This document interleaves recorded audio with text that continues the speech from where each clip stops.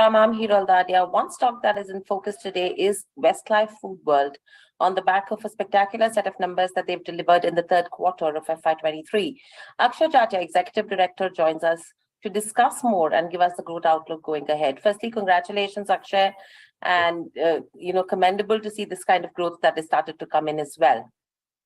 Thank you. I think we're very satisfied that, this is the fruit of a lot of hard work, consistent 5 quarters of, impressive numbers because we focused on our foundational strategy and, it's all coming together well. Absolutely. So overall, Akshay, to start off with, firstly, we've seen good growth that has come in across in terms of the top line. EBITDA has grown by around 30-32%, which has been led by a good double-digit same-store sales growth. And the store count has increased as well, with margins improving. Now, with analyst estimations as well, it seems that the company is going to clock the best among peers in terms of same-store sales growth. However, we've maintained our medium-term outlook still in that higher single digit in terms of same-store sales growth. Any reason for that? So, the base has been kind of unstable over the last 2 years because of all the volatility. What we believe a stable base will look like at the end of this FY will allow us to deliver, that 8 to 10% in terms of same-store sales growth moving forward. And on top of that, we plan to add a significant number of restaurants. So total growth will be higher than that. But we believe that this is a sustainable and fair number basis our strategy and also basis, the exponential growth we've seen over the last 2 years. Right. Apart from that, in terms of the FY23 target of 35 to 40 additions in terms of stores, are we on track for the same? Yes. So till December end, we've opened around 17 stores. But we did also share that in January, we've opened around 6 stores. We maintain the guidance that we will open 35 to 40 stores in FY23, which means that, over the months of February and March, we will open the deficit in terms of the numbers that are required. Right. Akshay, what is it that is working specifically in terms of strategy? Because we do see a lot of revamp that's happening from a product portfolio perspective as well, right? One is on that side. And secondly, are we seeing an increase in the average ticket size in terms of per orders? So, what we've done is that we've stuck to a very strong foundational strategy. Firstly, we believe that the meal day part is going to continue to drive consumption in our country in the eat out segment. And we play very strongly there. We've always been leaders in snacking, desserts, after dinner.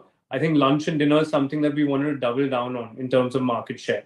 And our entire strategy around meals, which involves the gourmet burger collection, the fried chicken, our extra value meals, which is the 3-piece burger meal, has, synced in very well. So that's number one. And we've seen a lot of, larger group sizes, families coming back to the restaurants. And it was led by our campaign called Meals Make Families last quarter, which has, further driven group sizes. And as a result, you've seen both guest counts come in as well as ticket size, continue to do well. So that was first. Secondly, our channel strategy is working out very well. We've seen broad-based growth across off-premise and on-premise because, not only are we leaders in the dine-in category, we've grown very strongly in the digital delivery category. And, we consider ourselves market leaders over there as well.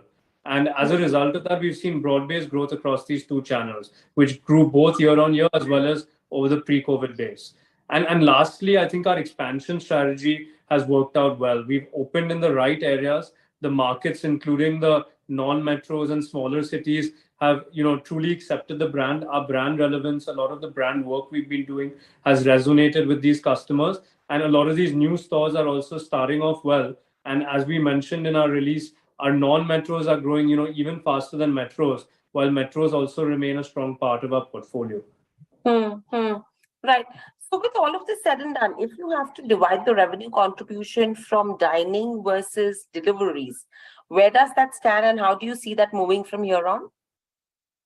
So, I've always maintained that for us, it's about growing the entire pie. And, while delivery kind of grew exponentially during the COVID base and COVID period, everyone was kind of speculative about what would happen to dine-in. But we were confident that, dine-in will come back, and dine-in has grown 23% over pre-COVID base as well. And as a result, the pie has grown. We see it being more or less stable in terms of where on-premise and off-premise is. But what's more important is that the pie is going to continue to grow. So we see dine-in continuing to grow healthily, as well as delivery, in terms of delivery growing in double digits over the years to come, because the base is obviously smaller. And as a result, the SSSG numbers that I mentioned earlier. Right. From a margin perspective as well, we've remained pretty stable. Now, clearly, staff expenses have been increasing, plus we are taking cost optimization measures as well. So overall, what's that, range where we look to settle in? Because clearly 18 to 20% is what we're looking at by FY28. But in the near term, where do we see that number settling in? So, cost improvement is part of our, regular processes. Food inflation, as we've maintained, is something that's normal in a country like ours. And we've mitigated inflation quite well and delivered, the highest gross margin that we have in the recent past of 66.9%. As a result of that, even our operating margin and operating profits are the highest that we've ever delivered. In terms of other line items, we've continued to optimize them. We've removed costs from the system. And as a result of that, our EBITDA margin was around 18% this quarter. So our medium to near-term guidance is to continue to work on improving EBITDA margin year on year. We take a yearly view or a 9-monthly view. Quarters can differ because it's a seasonal business. But from our point of view, we're going to continue building on the base that we'll have set in this FY23. And our guidance for FY28 remains 18 to 20% EBITDA margin. Right. And, the last price hike that we took, if I'm not mistaken, is in the month of October by around 2%. Any price hikes that could be on the offing from here on? So the, price hike that we took in October, again, was a smart pricing hike, absorbed very well. As a result of, our smart pricing, our product mix, we've been able to not only increase demand, but also, further boost margins. So we're pretty happy in terms of where we are right now. In terms of, future price hikes, we're going to continue to do research as we've always maintained. Our pricing is backed by very strong scientific research, and we also run trials before we kind of roll out this pricing. So as and when we see the need to do so, we will evaluate it, but as of now, we've taken 2% in October. Right. Moving from there on, as you mentioned, in terms of the geographical expansion, Tier 2, Tier 3 is where the focus is. It is a strong start, wherein the growth is almost 1.5 times than what we've seen in the metros, right? So overall, by when do you see that growth normalizing in Tier 2, Tier 3? Is it the fascination of a new entrant, or something that they've always eyed when it comes to metro cities, and that's what's driving growth? And do you think it'll continue, or do you think it'll start to normalize in the next couple of quarters? So, we saw broad-based growth across all types of stores in different cities. We have seen non-metros and smaller towns do better.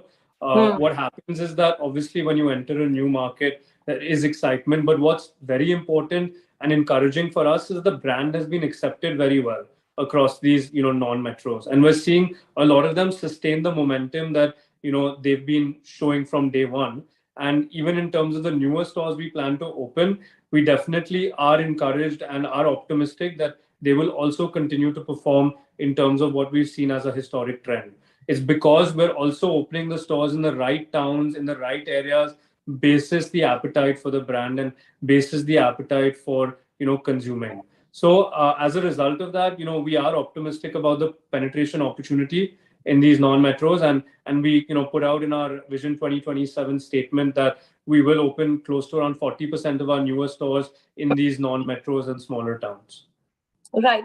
And overall, how is the digital kind of sales contribution panning out from here on? Because that's something which is picking up as well, right?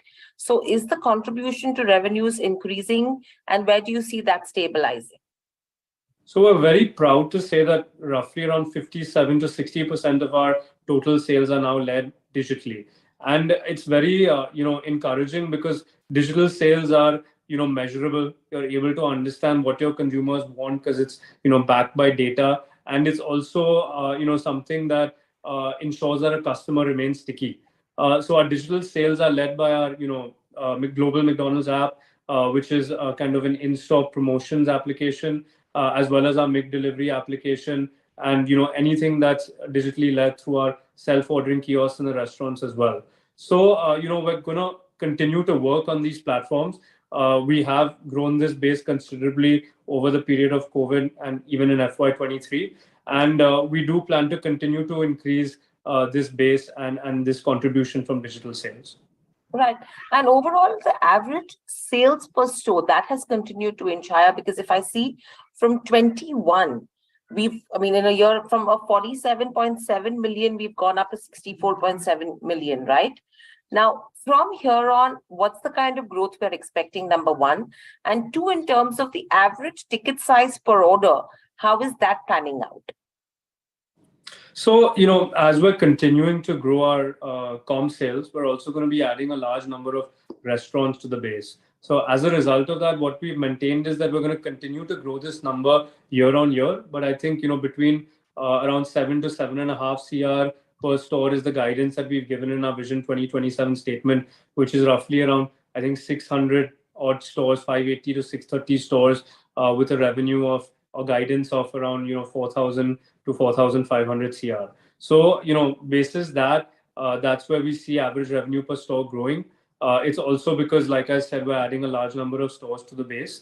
In terms of our growth, I think we're seeing very encouraging growth coming through guest counts that are coming into our restaurants. Like I said, our meals campaign has ensured that we have larger group sizes. People are coming more frequently as a result, through our value platform. Our McDelivery is also adding, more occasions for customers to transact at McDonald's. And as a result of that, you're seeing a healthy growth across both guest counts as well as ticket size. And as you're seeing larger group sizes, you have seen ticket size improve. And, we're going to continue to work across all these levers to grow sales. Right. So overall, my last question, Akshay, coming to you is, what should, everyone be waiting out for in terms of new launches from here on? So we've been very, cognizant that what we do launch is very relevant to our customers. If you see our fried chicken platform, our gourmet burger platform, this was all done basis consumer insights. What we most recently launched last quarter, I can talk about that, which was our McCheese platform. And again, done extremely well. Customers were really excited, and delighted by this platform and the offerings that they got. In addition to that, we also did some exciting stuff like our Kit Kat collaboration. We launched, a flurry, a Kit Kat flurry, a Kit Kat frappuccino. And most recently in January, which we'll, talk about more next quarter, we launched the Chicken Big Mac. This is actually a global iconic burger. And it's a very, big burger at a very good value. And customers are enjoying that. And we're very excited in terms of this launch. In terms of the future, as I said, customer needs and customer insights are things that we continue to monitor and work upon. And whatever we do launch will be very relevant and, appreciated by our customers. Right. So I think a lot in the offing as well, and a good story that's brewing from here on as well. Thank you, Akshay, so much for joining us on the show. Pleasure to speak to you.